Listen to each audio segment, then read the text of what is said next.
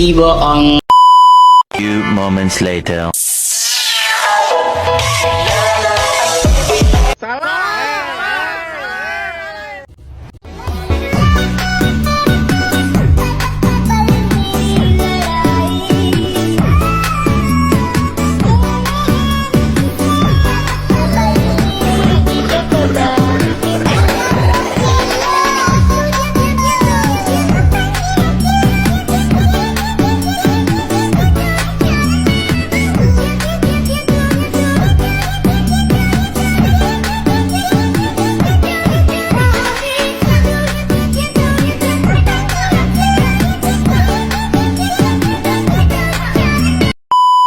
Indonesia adalah negara kepulauan yang memiliki keberagaman budaya, dan ini memberikan tantangan dalam penyelenggaraan negara.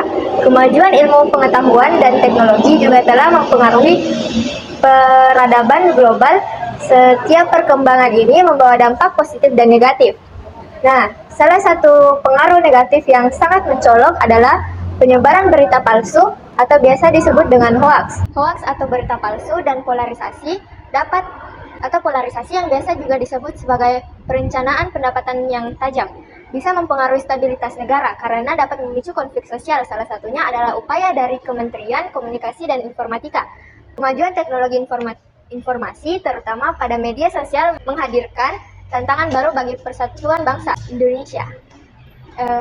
Dalam era digital yang terus berkembang, media sosial telah menjadi platform utama untuk berkomunikasi, berbagai informasi, dan membentuk opini publik. Jelang pemilu 2024, informasi bohong, berita hoax, berita bohong, jadi polarisasi politik, polarisasi di masyarakat, polarisasi atau praktek memecah belah masyarakat tidak boleh terulang kembali. Mau pemilu, siapa nanti kau pilih presiden? Siapa lagi kalau bukan Prabowo 02 nih bos? Apa Ji? 3 kali mencalonkan tapi kalah terus. Tapi pasti naik tahun ini karena ece-ece lawannya. Mana ada? Ada Ganjar PDIP bos.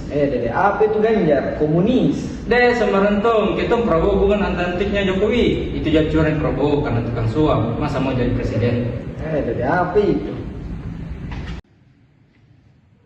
Astaga, kalian ini yang paling cocok jadi presiden itu Anies karena dia bijaksana dan tokoh agama. Kalian lihat pembangunannya di Jakarta bagus sekali.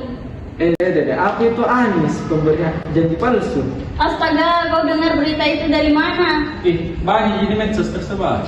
Astaga, itu hoax. Nah, dari video yang disampaikan tadi, itu adalah contoh dari orang yang terpengaruh dengan berita hoax yang mereka ketahui dari media sosial. Seperti yang dilihat dari video tadi, hoax itu mengakibatkan adanya perpecahan antara pendukung dari 01, 02, dan 03. Selain perpecahan, reputasi dari calon presiden pun akan ikut tercoreng. Terkadang dari perpecahan antar pendukung inilah yang memperparah suasana menjelang pemilihan.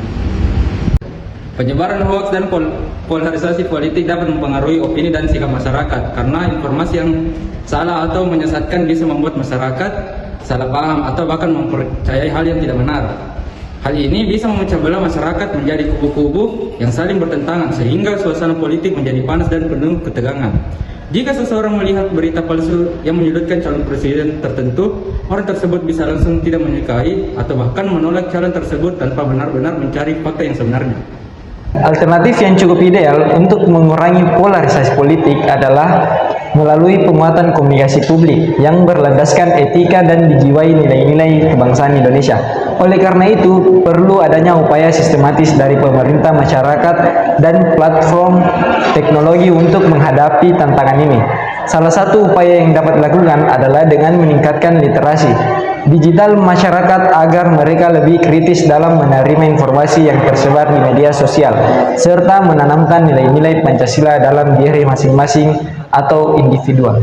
Nah, selain itu, Pancasila sebagai dasar negara juga punya peran penting dalam menangani kasus hoaks dan polarisasi politik. Nilai-nilai yang ada di dalam Pancasila bisa menjadi landasan bagi masyarakat untuk bersikap kritis terhadap informasi yang mereka terima. Jadi, dalam menghadapi tantangan hoaks dan polarisasi politik di Indonesia, kita dapat menerapkan nilai-nilai Pancasila untuk dijadikan pedoman dalam mempersatukan dan mempertahankan bangsa Indonesia. Apabila kita mengerti dan memahami nilai-nilai yang terkandung di dalamnya.